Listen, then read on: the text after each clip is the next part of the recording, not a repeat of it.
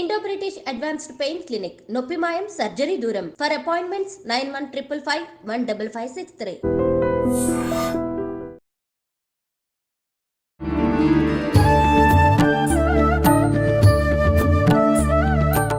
నమస్కారం అండి. శ్రీమాత్రే నమః. శ్రీ గురుభ్యో నమః.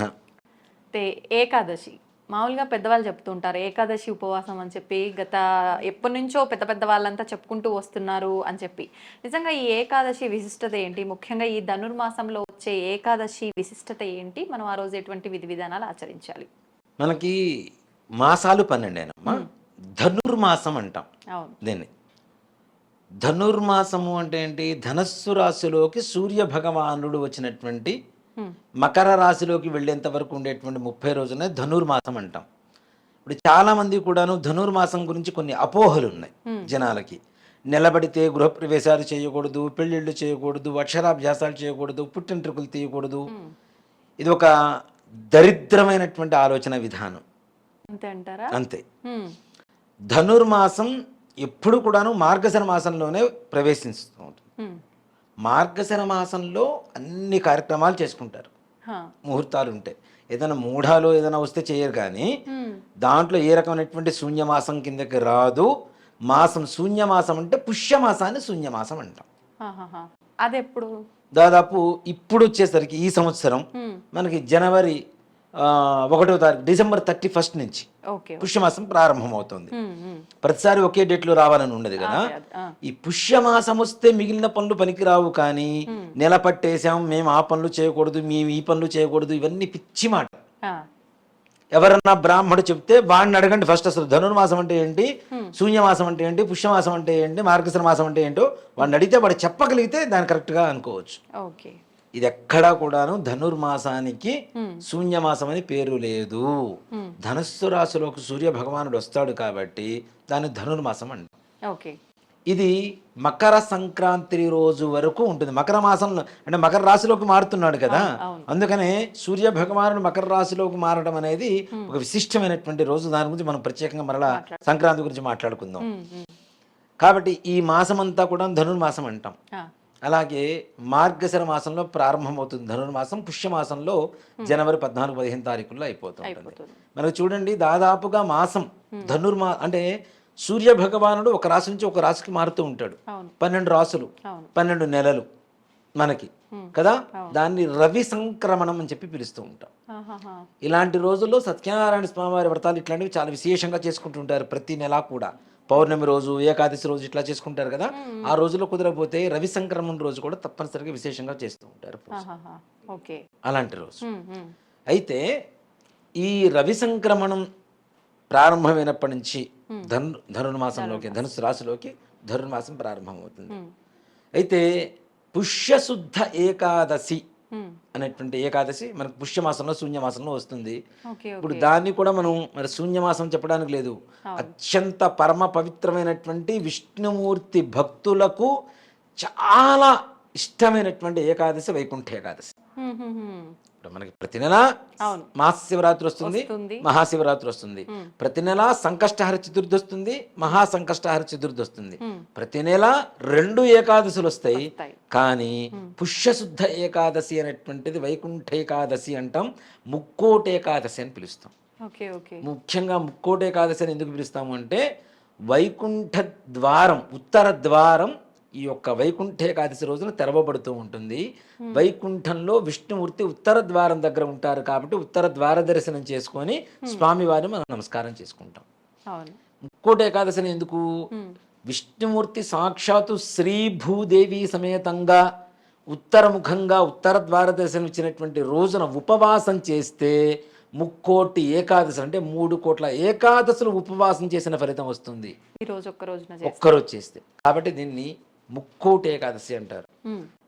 అట్లానే విష్ణుమూర్తికి ముక్కోటి ఏకాదశి చెప్తున్నాం మనం. శివుడికి కూడా ముక్కోటి ఉంది, అది ఎవరికి తెలియదు సాధ్యంగా. ప్రతి ఒక్కళ్ళు ఆరుద్రోత్సవం, ఆరుద్ర నక్షత్రం మార్గశిర మాసంలో వచ్చిందని చెప్తున్నారు, కానీ ఆరుద్రోత్సవమే శివ ముక్కోటి, ఇక్కడ విష్ణు ముక్కోటి, శివ ముక్కోటి. ఆ రోజున కూడా ఉపవాసం చేస్తే శివుడికి 3 కోట్ల సోమవారాలు ఉపవాసం చేసిన ఫలితం శివముక్కోటి రోజున కలుగుతుంది. అది ఎప్పుడు వస్తుంది? మార్గశిర మాసంలో ఆల్రెడీ మొన్న మధ్యన అయిపోయింది. ఓకే. పౌర్ణమి రోజున కానీ పౌర్ణమి వెళ్ళిన మరుసటి రోజు కానీ ఆరుద్ర నక్షత్రం వస్తుంది. దాన్ని ఆరుద్రోత్సవం అంటాం. శివుడు పుట్టినటువంటి నక్షత్రం ఆరుద్ర నక్షత్రం కాబట్టి ఆరుద్రోత్సవం అని చెప్పి పిలుస్తుంటారు. కానీ ఆంధ్రప్రదేశ్ వైపు ఎక్కువగా శివముక్కోటి అని పిలుస్తారు. Okay okay. దాన్ని పెద్దగా లెక్కలోకి తీసుకోరు, పరిగణలోకి తీసుకోరు. ఇటీవల కాలంలో కొంచెం ఎక్కువగా దాని గురించి ప్రాచుర్యంలోకి వచ్చింది. కానీ అసలు లెక్క ప్రకారం అది కూడా శివముక్కోటి నాన్న. అంటే మార్గశిర మాసంలో శివముక్కోటి, పుష్యమాసంలో విష్ణుముక్కోటి. మరి ఇంత ప్రత్యేకమైనవి అసలు ఏం చేయకూడదు అని చెప్పి ఇలాంటి మాటలు ఎందుకు వస్తున్నాయో మరి? అదే కదా నాన్న చెప్తున్నా కదా, పుష్యమాసం శూన్యమాసం కిందకు వస్తుంది. కానీ ధనుర్మాసం అనేటువంటిది మాసాలు 12 మాసాల్లోది కాదు. ముఖ్యంగా అందులోనూ రవితో సంబంధించినటువంటి మాసం అది. మన వాళ్ళు ఎక్కువగా చాంద్రమానం అవలంబిస్తూ ఉంటారు, దాన్ని ఫాలో అవుతూ ఉంటారు. కాబట్టి ధనుర్మాసం శూన్యమాసం కాదు, కాకూడదు. అలాంటి ఏదైనా ప్రాచుర్యంలో ఎవరైనా ప్రచారం చేస్తున్నా అది సంపూర్ణంగా వాళ్ళకి తెలియక చేస్తున్నటువంటి ప్రచారం తప్పితే, అసత్య ప్రచారం అంటారు కదా కొంతమంది వాడుతుంటారు, అసత్య ప్రచారాలు తప్పితే ఇవి సత్య ప్రచారాలు అయితే కాదు. ఇప్పుడు ఇట్లా ప్రతి మాసంలో ఇప్పుడు మార్గశిరం ధనుర్మాసం అని చంద్రుడికి సూర్యుడికి సంబంధించి వచ్చినట్టు ప్రతి మాసంలో అలానే వస్తాయా? వస్తాయి నాన్న, ఓకే. తప్పనిసరిగా ప్రతి నెల రవి సంక్రమణం జరుగుతూనే ఉంటుంది. 14-15 తారీఖుల్లోనే జరుగుతూ ఉంటుంది.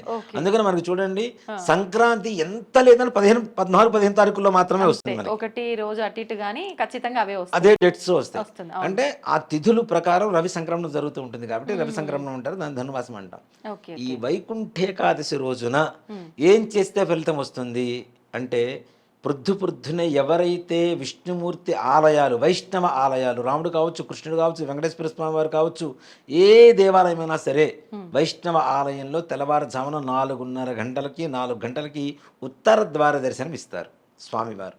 తిరుపతిలో కూడా ఈసారి 10వ తారీఖు నుంచి, జనవరి 10వ తారీఖు వస్తుంది, జనవరి 10వ తారీఖు నుంచి 19వ తారీఖు వరకు ఉత్తర ద్వారంలోనే ఉంచుతున్నారు వెంకటేశ్వర స్వామి వారిని. ద్వార దర్శనం ఇస్తున్నారు. అక్కడికి వచ్చే కోట్ల మందికి మరి ఒక్క రోజులో అంటే ఎక్కడ సరిపోతుంది అన్న, సరిపోతుంది కదా. ఇప్పుడు మనలాగా లోకల్లో ఉండేటువంటి దేవాలయాలు కాదు కదా, కాబట్టి అది ప్రపంచ వ్యాప్తిగా ఉండేటువంటి దేవాలయం కాబట్టి 10 రోజుల పాటు స్వామివారిని పెడుతున్నారు. అలాగే ఎవరైతే ఉత్తర ద్వార దర్శనం చేసుకొని ఆ సమయం నుంచి ఓం నమో నారాయణాయ ఇంకేమీ వద్దు, ఏం చేయొద్దు. ఈ అష్టాక్షరీ మంత్రం అంటారు. ఓం నమ శివాయ పంచాక్షరీ మంత్రం కదా, ఓం నమో నారాయణాయ అనేటువంటిది అష్టాక్షరీ మంత్రం, నారాయణ అష్టాక్షరీ మంత్రం. ఈ నామాన్ని మనస్ఫూర్తిగా ఎవరైతే శ్రద్ధతో భక్తితో స్వామివారి నామస్మరణ చేస్తారో ఆ రోజు తీసుకునేటువంటి ఇవి కూడా ఎలా ఉండాలంటే, తులసి తీర్థం తప్పితే ఇంకేమీ తీసుకోరు. ఒక చెంబులో నీళ్లు పోసుకుంటారు, దాంట్లో తులసి వేస్తారు, ఆ తీర్థమే తీసుకుంటారు. అసలు ఏకాదశి రోజున ఇప్పటికీ చాలా మంది కూడా మహానుభావులు ఉన్నారు, ఏ రకమైనటువంటి ఏమీ తినరు, పాలు పండ్లు కూడా తినకుండా, ఎంగిలి అంటే ఈ ఉమ్మి కూడా మింగకుండా ఉండేటువంటి వాళ్ళు కూడా చాలా మంది ఉన్నారు. అవకాశం చేసినట్టుగా ప్రతి ఏకాదశికి చేసేవాళ్ళు ఉన్నారు నాన్న. అలాగే ఈ వైకుంఠ ఏకాదశికి ఎవరైతే నియమనిష్టలతో ఉపవాసం ఉండి ఈ యొక్క అష్టాక్షరి మంత్రాన్ని జపం చేస్తారో, లేదు ఇది కూడా మేము చేయలేము, కనీసం చాంటింగ్ మిషన్స్ ఉంటాయి, ఓం నమో నారాయణాయ అనేటువంటిది లేదు, అది కూడా దొరకలేదు.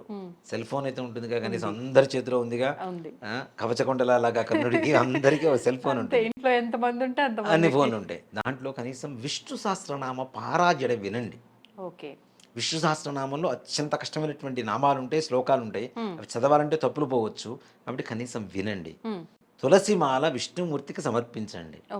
ఇంతకు మించి వేరే ఏం చేయాల్సిన అవసరం లేదు. అభిషేకాలు పూజలు అవన్నీ ఇవి ఏం చేయాల్సిన అవసరం లేదు. సింపుల్ గా చెప్తున్నాను, ఓం నమో నారాయణాయ అనేటువంటి మంత్రాన్ని ఎవరైతే నామస్మరణ చేస్తారో వారికి వైకుంఠేకాదశి రోజునే సాక్షాత్ మహావిష్ణువు మహాలక్ష్మి సమేతుడే దర్శనమిస్తాడు. తప్పనిసరిగా స్పర్శ కూడా మనకి తెలుస్తుంది. ఆయన అది ఏ రూపంలో వస్తాడో తెలియదు, అది మనం తెలుసుకోవడమే భగవంతుడి మాయ. తప్పనిసరిగా ఎవరైతే నా అష్టాక్షరి మంత్రాన్ని జపం చేస్తారో తప్పనిసరిగా ఆయన సాక్షాత్కారం మాత్రం జరుగుతుంది నాకు. జరుగుతుంది. 100% దాంట్లో అనుమానమే లేదు. మీరేం కష్టపెట్టాల్సిన పని లేదు, కష్టపడాల్సిన పని లేదు, ఓ ఖర్చు పెట్టాల్సిన పని లేదు. ఒక నామస్మరణ మాత్రేనా జన్మ సంసార బంధనాత్ అని చెప్తున్నాం. నామస్మరణ పలికితే చాలు జన్మ సంసారంలో ఉండేటువంటి బంధనాలు మొత్తం కూడా వెళ్ళిపోతాయి, కష్టాలు మొత్తం వెళ్ళిపోతాయి. కాబట్టి విష్ణుమూర్తి నామాన్ని ఎవరైతే అష్టాక్షరి మంత్రాన్ని జపం చేస్తారో వారికి విష్ణుమూర్తి లక్ష్మీ సమేతుడి దర్శనమిస్తూ ఆయన స్పర్శను కూడా మనకి చక్కగా కలగజేస్తూ మనల్ని, మన కుటుంబాన్ని, మన కుటుంబ పూర్వీకులు ఎవరైతే పితృదేవతలు ఉంటారో అందరినీ కూడా తరింపజేసేటువంటి పరమ పవిత్రమైనటువంటి రోజు వైకుంఠ ఏకాదశి. కాబట్టి ఆ రోజున వాళ్ళు చెప్పారు, వీళ్ళు చెప్పారు, అవి చేసాం, ఇవి చేయండి, అవి చేయండి, ఇవన్నీ ఏమీ వద్దు. నామస్మరణ చేయండి చాలు, భక్తిపూర్వకంగా. ఆలయ దర్శనం ఖచ్చితంగా చేయాలా? తప్పనిసరిగా చేస్తే చాలా బాగుంటుంది. తెల్లవారుజామున తరద్వార దర్శనం అంటే వైకుంఠాన్ని మనం సాక్షాత్తు అంటే కళ్ళ ముందు చెబుతుంటే నాకు కనపడుతుంది. ఓం నమో నారాయణాయ అనేటువంటి మంత్రం చదువుతున్నప్పుడు విష్ణుమూర్తి దర్శనం జరుగుతోంది. స్పర్శ ఉన్నప్పుడు స్పర్శ జ్ఞానం కలుగుతోంది. ఇక్కడ కూర్చొని చెబుతున్న మనకి ఇలా ఉంటే నిజంగా ఆ ప్రశాంతమైనటువంటి వాతావరణంలో చేసే వాళ్ళకి 100% తప్పనిసరిగా విష్ణుమూర్తి దర్శనం జరుగుతుంది. బొందితో వైకుంఠానికి పోవడం అంటారు చూడండి, ఇదే ఓ మాట చెప్పాలంటే. మనం వైకుంఠానికి పోతున్నాం, వైకుంఠంలో ఉన్నటువంటి విష్ణుమూర్తి మన దగ్గరకు వస్తే ఎలా ఉంటుంది? నిజంగానే మనం అంత ఉపయోగకరమైన రోజును ఉపయోగించుకోకపోతే మూర్ఖులనే చెప్పాలి. అంతే కదా. మనం ఏదో ఆ పూజలు చేస్తున్నాం, ఈ పూజలు చేస్తున్నాం, మనసును ఎక్కడో పెట్టుకునే దానికన్నా ఒక నామస్మరణ చాలా, అంతే. అంతమించి నేను వేరే పరిహారాలు ఇవన్నీ ఏమీ కూడా చెప్పను. ఇది చేయండి. ప్రపంచంలో ఉన్న ప్రతి ఒక్కరూ కూడా ఓం నమో నారాయణాయ అనేటువంటి మంత్రాన్ని పొద్దున లేచినప్పటి నుంచి రాత్రి జాగారం చేస్తూ కూడా నామస్మరణ చేసుకోవచ్చు, లేదు విష్ణు సహస్రనామ పారాయణ చేసుకోవచ్చు. రెండిట్లో ఏది చేసినా విష్ణుమూర్తి స్మరణ, విష్ణుమూర్తి స్పర్శ, విష్ణుమూర్తి దర్శనం తప్పనిసరిగా మనకు చేస్తుంది. నిజంగా చాలా మంచి విధానాన్ని తెలియజేశారండి. ధన్యవాదాలు. శ్రీమాత్రే నమః. శ్రీ గురుభ్యో నమః.